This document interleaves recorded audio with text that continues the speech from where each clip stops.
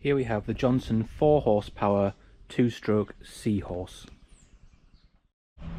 And in this video we're just going to go over a short overview about some of the features on this engine. So as you can see, this is the Johnson, the 4.0 or the 4 horsepower, and this is also the Seahorse. It's a 2-stroke engine, tiller, and the gearing on it is neutral and forward. It does a 360. So if you want to go in reverse, you put it in drive and put it towards the boat. It has an internal and external fuel supply. Additionally, on the back here we also have the kill switch and the choke. And here on the tiller we have the throttle with a friction for the throttle here. We've got the idle position, the start, and then all the way through the range to full throttle. On top we have the internal fuel tank with breather and the manual start. Coming down the midsection we've got the transom bracket, which also has 5 positions for the trim, and lower down we have the triple blade prop. The cowling's taken off with a clip at the front and at the rear. It simply lifts off to reveal the engine underneath.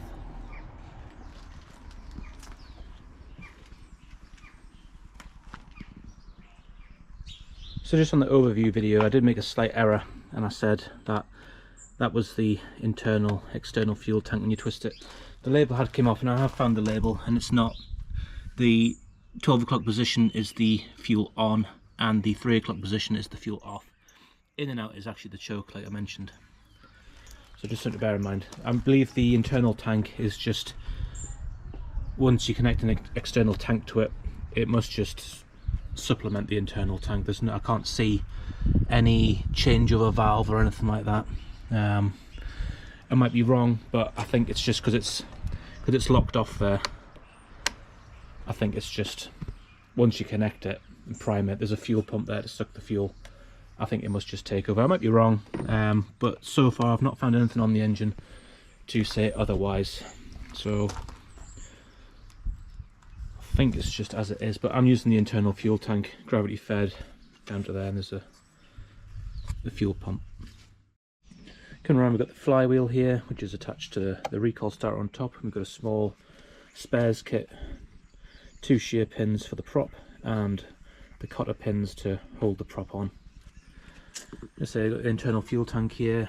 We've got the fuel lift pump, and this is the twin cylinder, so we've got a spark plug at the top here, the HT lead, and at the bottom. And you can just see that spark plug inside there. Coming to the other side of the engine, we've got a red knurled knob there, and that's to set the idle speed of the engine. Another thing I might add to this, the red knurled knob there, it does also have, it sort of winds on the trigger plate a bit, so it does adjust the timing. So it's not just as simply as taking up, like I said, taking up the slack. That's more or less done in the tiller arm itself at the end, but this also adjusts the timing as well. So when you wind it up, it is matching the engine's sort of control linkage itself. You're not just sort of up in the idle. It is. I'll come around here and show you. As you can see, when the throttle's applied, you can see the trigger plate moving as well, and that's what that red knurled knob's changing as well. So as you wind it in clockwise, it is accelerating the engine, but it also turns the timing as well. So everything's kept. And then at the front here we've got an airbox and the carburetor, which is sort of covered. It is water cooled. There's an inlet at the bottom there.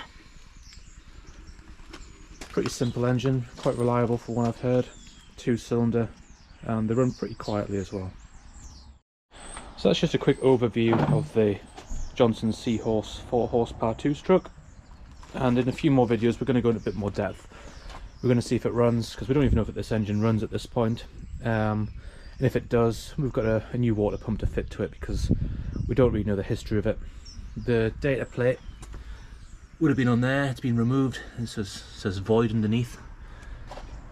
So the actual age of this engine, particularly, not 100% sure on it. So like I say, the age, I'm not 100% sure, but we're talking probably 95 to 2001. That sort of era for this engine, which is what most of the parts fit.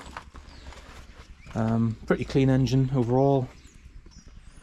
Yeah, not a bad backup engine for a tender or a small little yacht or something. Very light and very clean. Seems to have quite a bit of torque as well, being a twin cylinder, as opposed to some of the single cylinder engines that you can get. And it does have the advantage of having neutral and a head. Hasn't got the reverse. I think that's a different model, different parts. I know the water pump on this engine doesn't fit one with reverse and forward, so there's obviously slight differences in the gearing. But yeah, well, like I say, in a different video we're going to see if it'll start. If it does start, we'll go in a bit more depth, but I'm confident it'll start.